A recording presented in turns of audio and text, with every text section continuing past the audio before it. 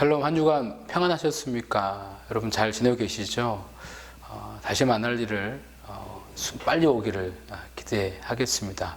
함께 은혜 나눌 말씀은 창세기 41장 28절부터 36절의 말씀입니다. 창세기 41장 28절부터 36절의 말씀을 같이 봉독하도록 하겠습니다. 내가 바로에게 이르기를 하나님이 그가 하실 일을 바로에게 보이신다함이 이것이라. 온 애굽 땅에 7해 큰 풍년이 있겠고 후에 7해 흉년이 들므로 애굽 땅에 있던 풍년을 다 잊어버리게 되고 이 땅이 그 기근으로 망하리니 후에 든 그 흉년이 너무 심함으로 이전 풍년을 이 땅에서 기억하지 못하게 되리이다. 바로께서 꿈을 2번 겹쳐 꾸신 것은 하나님이 이 일을 정하셨습니다. 하나님이 속히 행하시리니 이제 바로께서는 명철하고 지혜 있는 사람을 택하여 애굽 땅을 다스리게 하시고 바로께서는 또 이같이 행하사 나라 안에 감독관들을 두어 그 7해 풍년에 애굽 땅의 5분의 1을 거두되 그대로 장차올 풍년의 모든 곡식을 거두고 그 곡식을 바로의 손에 돌려 양식을 위하여 각 성읍에 쌓아두게 하소서. 이와 같이 그 곡물을 이 땅에 저장하여 애굽 땅에 임할 7해 흉년에 대비하시면 땅이 이 흉년으로 말미암아 망하지 아니하리이다. 아멘. 우리가 계속해서 교회에 나오지 못하고 각자 있는 삶의 처소에서 예배를 드리고 있는데요. 빨리 코로나19가 종식되어서 일상생활이 회복되고 함께 예배하며 기도할 수 있기를 간절히 바라봅니다. 이번 주일 오후 예배는 녹화 중계가 아닌 온라인 생중계로 예배가 드려집니다. 각 처소에서 예배를 드려주시길 바라겠습니다. 우리가 요즘 연일 코로나19 바이러스나 해서 온 신경이 거기에 씌워져 있는데 얼마 전 기사를 봤더니 이런 기사가 있더라고요. 중국 코로나에 이어 메뚜기 떼까지. 중국이 약 현재 그 4천억 마리의 메뚜기 떼가 이제 접근하고 있어서 그 중국이 촉각을 곤두세우고 있다라고 합니다. 마치 출애굽기에 나오는 재앙처럼 이 사막 메뚜기 떼가 온 지면을 휩쓸어서 식물을 먹어 치우는데 얼마나 먹어 치우는지 이 동아프리카 사람들은 바람의 이빨이라고 부를 정도입니다. 이렇게 무서운 메뚜기 떼가 지금 이제 아프리카와 중동 일대에서 엄청나게 증가하고 있다는 것이죠. 4천억 마리의 사막 메뚜기가 이 파키스탄을 통해서 인도 그리고 중국에까지 들어올 수 있다라고 하는 것입니다. 세계 식량 농업 기구에 따르면 이 메뚜기 떼를 초기 통제하지 못하면 6월까지 지금에 있는 메뚜기 떼의 500배나 증가할 수 있다는 것이죠. 그래서 중국은 이 메뚜기 떼를 진압하기 위해서 10만 오리 부대를 모집해 가지고 중국과 파키스탄 이 국경지대에 보냈습니다. 이걸 추진한 사람들은 오리가 하루에 200마리의 메뚜기를 먹기 때문에 충분히 방어할 수 있다. 살충제보다 낫다라고 말을 하지만 한편에 어떤 사람들은 별 효과가 없을 것이다. 도리어 살충제가 낫겠다라는 말을 하기도 합니다. 근데 여러분, 효과가 많든 적든 간에 사람이 어떤 일이 생기게 되면 이를 대비하려고 하는 것이 당연한 마음일 거예요. 우리가 나름대로 인생을 준비하며 예비하지만 거대한 자연 앞에서 어떻게 해야 할지 모르고 전혀 예측하지 못한 일들이 있습니다. 지금 이 코로나 바이러스를 누가 예상했겠습니까? 그러나 하나님은 모든 걸 아시고 분명히 우리 기도 위에 역사해 주십니다. 오늘 본문에는 인간이 예상할 수 없는 큰 흉년을 하나님께서 말씀하여 주시고 준비한 모습이 나옵니다.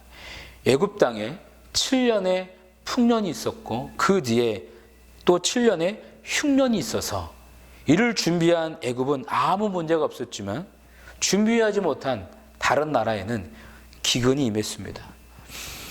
이집트 관리에게 식량을 요청하는 가나안 주민들의 모습이라는 부조를 보면 식량을 준비하지 못한 가나안 사람들은 몸집도 크고 화가 난 듯이 보입니다. 그리고 몰려왔어요.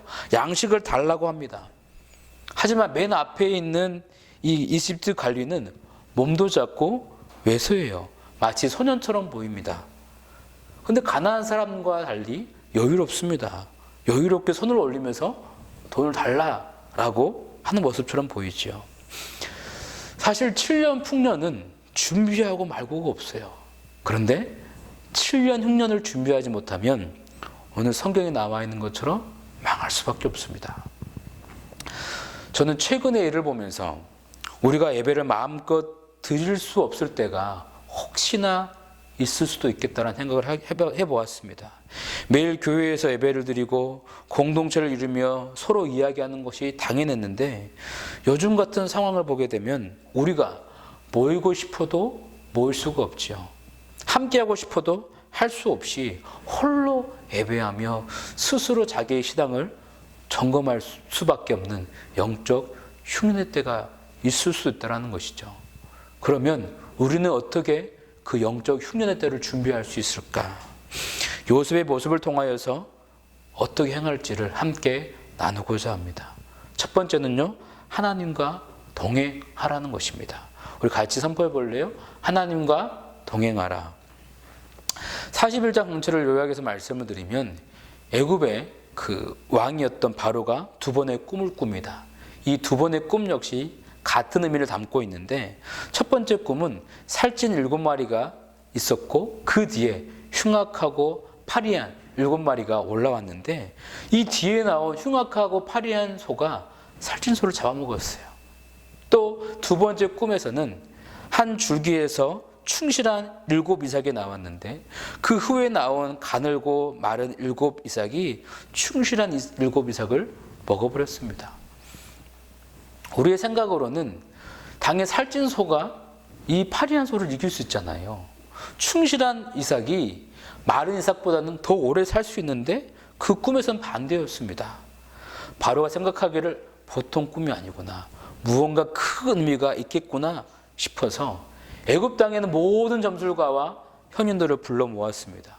그 꿈을 말해 주었지만 아무도 해석할 수 있는 사람이 없었습니다. 바로 입장에서는 난리가 났어요. 왜냐하면 고대에서 왕은 신의 대리자 혹은 아들로 여겨져서 당연히 신의 뜻을 해석할 수 있어야 한다고 생각했습니다. 그러니까 예사 꿈이 아닌 큰 의미가 있을 것 같은 이 꿈을 반드시 해석해야 하는 것이죠. 그러나 아무도 해석할 수 있는 사람이 없으니 조급해졌어요. 답답했어요. 그때 술 맡은 관원장이 자기 옛날 일을 생각했습니다. 본인이 감옥에 있었을 때에 꿈을 해석해 준 그 요셉을 2년 만에 생각해내어서 바로에게 말을 한 것이죠. 왕이시여, 내가 감옥에 있을 때에 친위대장의 종이었던 히브리 청년이 내 꿈을 해석해 주었습니다.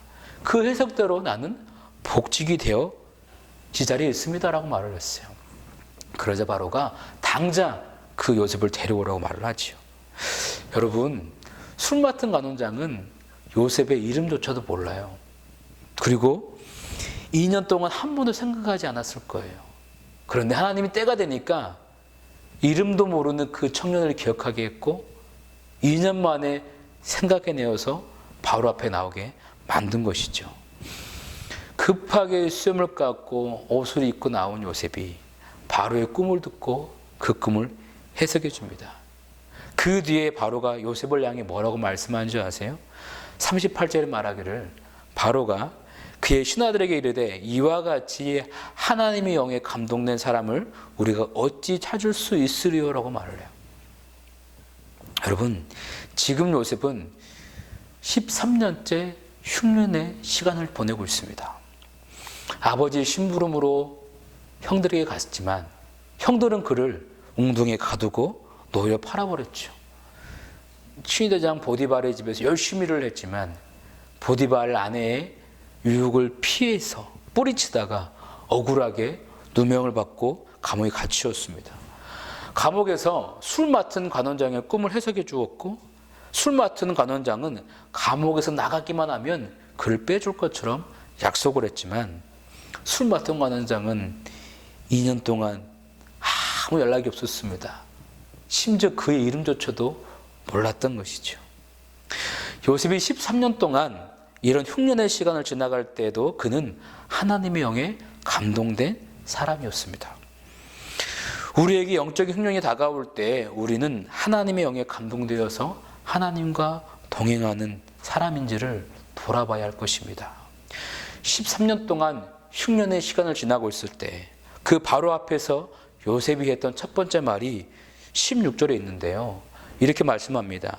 요셉이 바로에게 대답하여 이르되 내가 아니라 하나님께서 바로에게 편안한 대답을 하시리이다 라고 말을 하죠. 이 말씀을 직역하면 하나님 외에 누가 바로의 평안함을 말할 수 있겠습니까? 이겁니다. 여러분, 하나님 외에 누가 여러분의 평안을 말할 수 있겠습니까? 요한복음 14장 27절 말씀에 평안을 너에게 끼치노니 곧 나의 평안을 너에게 주노라. 내가 너에게 주는 것은 세상에 주는 것과 같지 아니하니라. 너희는 마음에 근심하지도 말고 두려워하지도 말라라고 말씀합니다. 어떠한 흉악한 흉년이 다가온다 할지라도 하나님의 영에 감동되어 주님과 동행하는 여러분 되시기를 주령 축원드립니다. 두 번째로 나눌 말씀은 하나님의 지혜를 구하라는 것입니다. 같이 선포해 볼까요? 하나님의 지혜를 구하라. 요셉은 두 가지 일로 바로와 그 신하들을 놀래켰습니다. 첫 번째는 요셉은 애굽의 모든 점술가들과 현인들이 해석하지 못한 바로의 꿈을 바로 해석했습니다. 그 꿈을 해석한 것이 요셉의 지혜입니까? 아닙니다. 요셉은 술 맡은 관원장의 꿈을 해석할 때에도 40장 8절에 말하기를 해석은 하나님께 있지 아니하니까 해석은 하나님께 있지 아니하니까라고 말을 했어요. 또 41장 11절에 말하기를 요셉이 바로에게 대답하여 이르되 내가 아니라 하나님께서 바로에게 편안한 대답을 하시리다라고 말씀합니다. 우리가 알다시피 나일강은 4대 문명의 발생지예요. 애굽은 고대 근동지역에서 최고의 나라였습니다. 그런 나라에 모여있는 모든 지혜로운 자와 점술가들이 있지만 그 꿈을 해석할 사람이 없는 것이죠. 그러나 하나님의 지혜를 가진 요셉은 그 꿈을 듣고 바로 해석하여서 모두가 입을 다물지 못할 정도로 놀래켰습니다.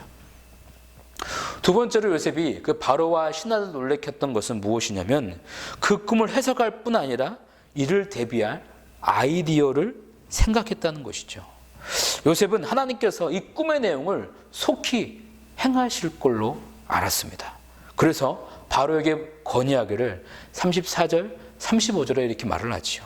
명철하고 지혜로운 자를 택하여서 바로께서는 또 이같이 행하사 나라 안에 감독관들을 두어 그 7해 풍년에 애굽 땅의 5분의 1을 거두되 그들로 장차올 풍년의 모든 것을 거두고 그 곡물을 바로의 손에 돌려 양식을 이와여 각 성읍에 쌓아두게 하소서.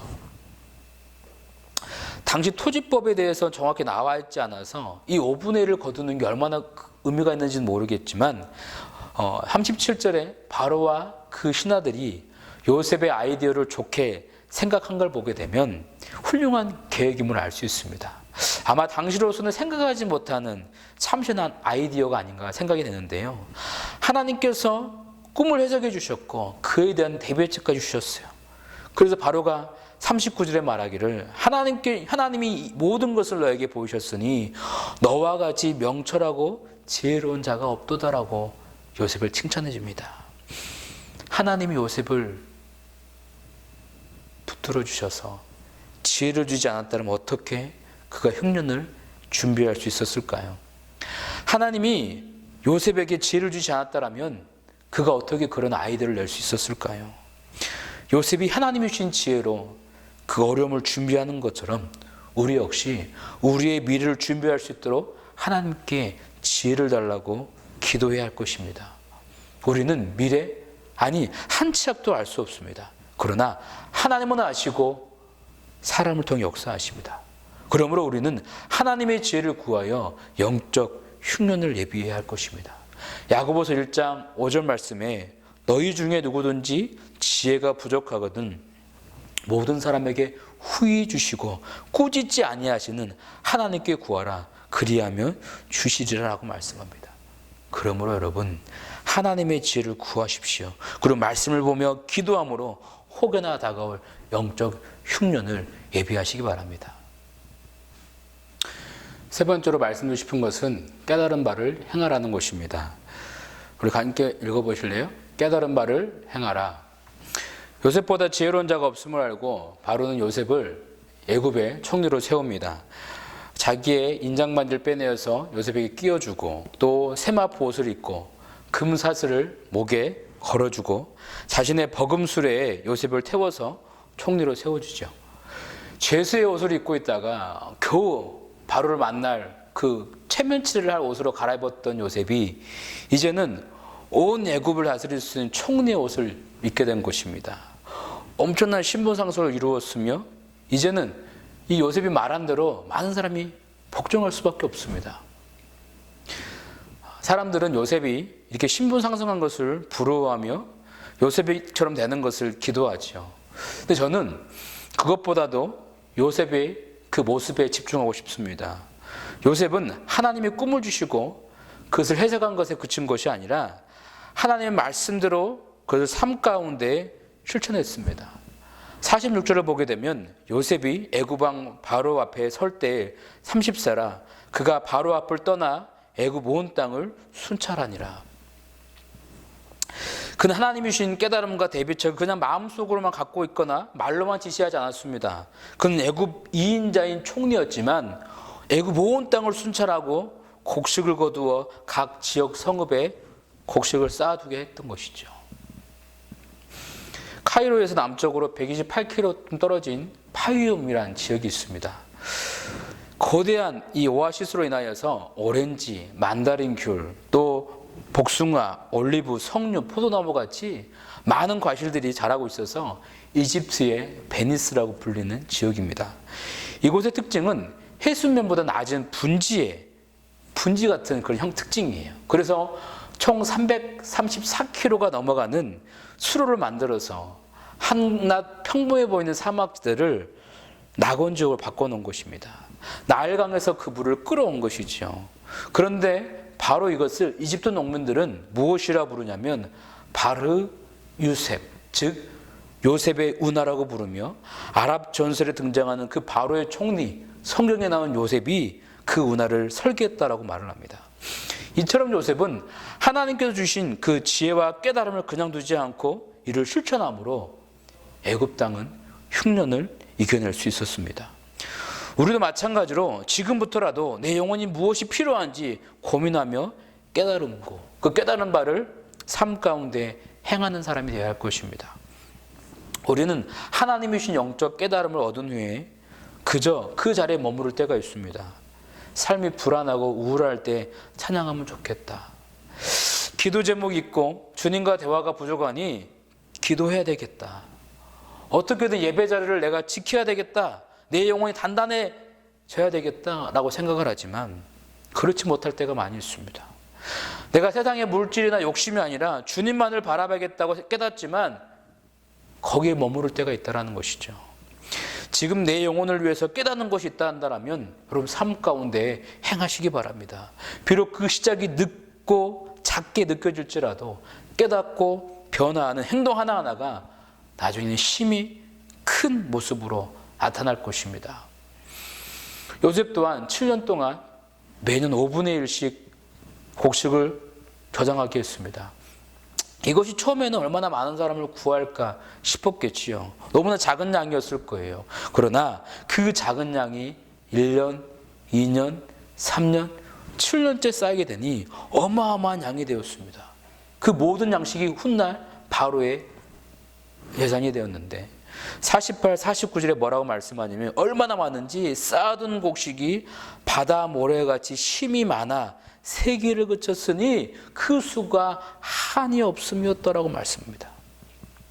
여러분 영적 흉년을 위해 준비하는 것이 지금은 작게 느껴지고 나중에 힘이 되려나 싶을 것입니다. 그러나 내 삶 속에 쌓이고 쌓이면 아무리 흉한 흉년이 올지라도 그 위력은 상상할 수 없을 것입니다. 그러므로 우리는 지금 영적 흉년의 시기를 준비해야 할 것입니다. 여러분 지금 우리가 건강하고 평안할 때 더욱 기도와 말씀의 시간을 드려야 됩니다. 풍년의 때에 잘 저축하여서 어려움을 이겨낸 요셉처럼 우리 역시 혹여나 다가올 영적 기근을 예비하시기 바랍니다. 언제나 하나님과 동행하고 하나님의 지혜를 구하고 이를 행함으로 말미암아 주님과 동행하는 성령의 감동된 사람 되시기를 주 이름으로 축원드리겠습니다. 기도하겠습니다. 생명의 근원이시며 주관자 되신 하나님, 눈에도 보이지 않는 작은 바이러스 하나에도 쉽게 쓰러질 수밖에 없는 연약한 우리를 불쌍히 여겨 주옵소서. 하나님의 자녀들 가운데 긍휼을 베풀어 주셔서 어떤 질병으로부터라도 어떤 마음의 근심으로부터라도 쓰러지지 않게 하여 주옵소서. 예수 그리스도의 보혈의 공로를 의지합니다. 주의 보혈로 날마다 우리를 덮어주시고 새 힘을 주시고 주의 은혜로 살아가는 저희들 되게 하여 주옵소서. 이번 코로나19 바이러스로 인하여서 고통당하는 모든 분들을 치료하여 주시길 원합니다. 이번 일로 알게모르 고생하는 많은 이들에게 힘과 능력을 부어주시고 이 나라를 덮는 코로나19 바이러스가 속히 소멸되게 하여 주옵소서. 이번 일로 인하여서 우리가 주님을 다시 깊이 생각하고 영적 흉년의 때를 잘 준비할 수 있기를 원합니다. 요셉의 지혜를 본받아서 영적 기근의 때에 우리 영혼이 쇠퇴하는 것이 아니라 날마다 우리의 영혼이 소생되어 그리스도를 모르는 수많은 영혼들을 살려내는 지혜로운 하나님 자녀 되게 도와 주옵소서. 특히 거짓 지도자들을 구주로 믿고 있는 어리석음에 빠진 영혼들을 불쌍히 여기시고 그들에게 구원의 기회를 베풀어 주옵소서. 성령님의 이름을 회방하는 거짓의 영과 거짓 단체들이 낱낱이 드러나 끼어지게 하시고 하나님을 두려워하며 모든 영혼들이 주께 돌아올 때까지 기도하는 저희가 되게 도와 주옵소서. 예수님의 이름으로 기도 드리옵나이다. 아멘. 이 함께 찬양하며 기도하도록 하겠습니다.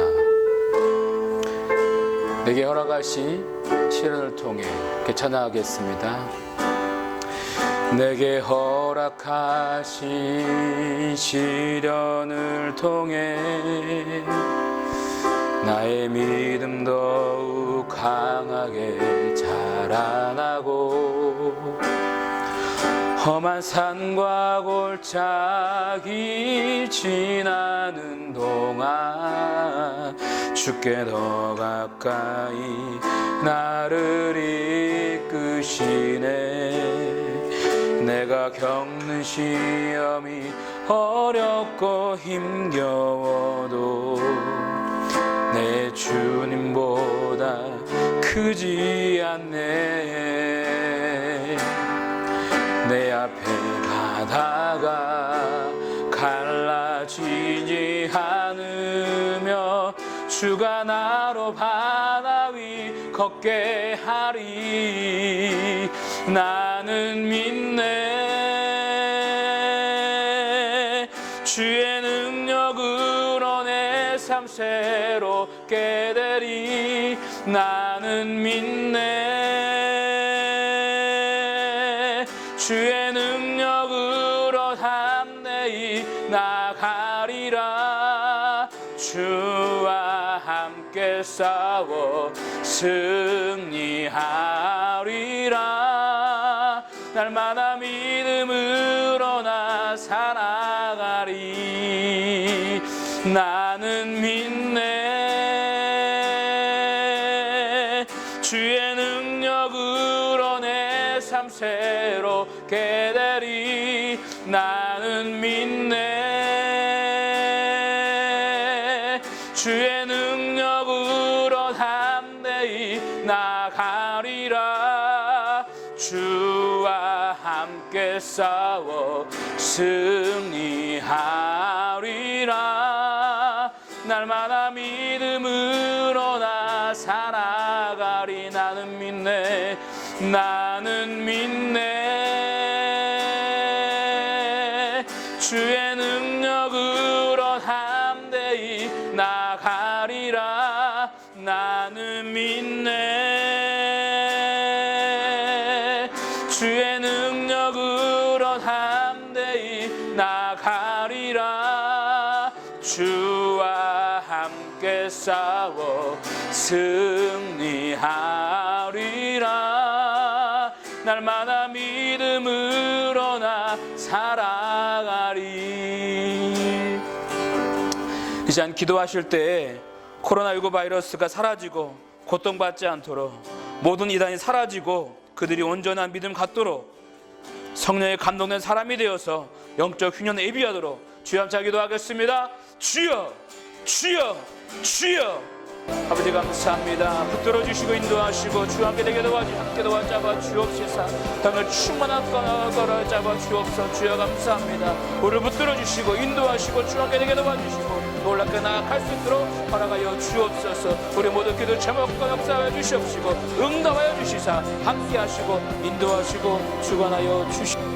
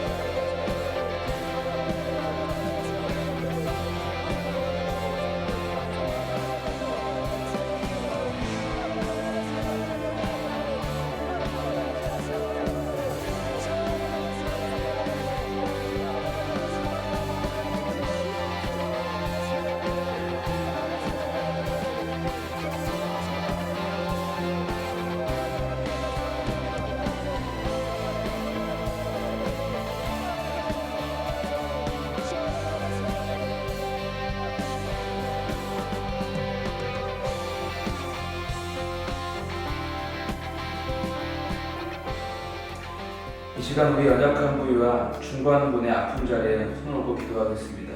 또 마음에 소원이 있으신 분들은 믿음으로 가슴에 두 손을 얹고 기도하겠습니다.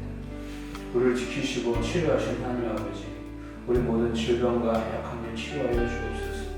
예수 이름으로 명하노니 모든 질병이 치료가 될지어다. 예수 그리스도 이름으로 몸이 꾸짖으니 모든 암과 불치병과 난치병 깨끗하게 될지어다. 태아는 건강하며 순산할지어다. 코로나 바이러스는 사라질지어다. 목과 허리, 발목, 인대의 모든 아픔은 사라질지어다. 주의 보혈이 우리를 덮어 주시옵소서. 모든 정신질환과 부정적인 마음은 사라질지어다. 슬픔과 우울의 생각들은 예수 이름을 명하노니 없어질지어다. 우리에게 믿음의 믿음을 다하여 주옵소서. 우리가 주께 속한 자들이 오니 주가 주시는 꿈을 꾸게 하시며 믿음으로 전진하게 하여 주옵소서. 우리 지체들의 모든 가정에 화평과 사랑이 충만할지어다. 가족들을 향한 사랑이 가득할지어다. 온 식구가 예수 그리스도를 구주로 믿을지어다. 시험 보는 지체들, 직장을 위해 깨는 모든 지체들 가운데 좋은 결과 허락하여 주옵소서. 직장 가운데 인정받게 하시고 우리 주님께서 사업장의 주인 되어 주시사 모든 계획에 역사하여 주옵소서.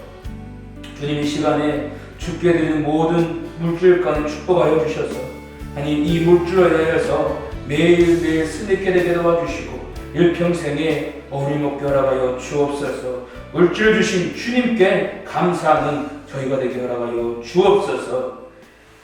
지금은 우리 주 예수 그리스도의 은혜와 하나님의 사랑하심과 성령님의 내주교통 충만케 하심이 영적 흉년의 날을 예비하여 언제나 하나님과 동행하며 하나님의 지혜를 구할 뿐 아니라 이를 행함으로 성령이 감동되기를 소원하는 모든 청년들과 성도들 삶 전체 위에 영원히 함께 하시기를 간절히 축원하옵나이다.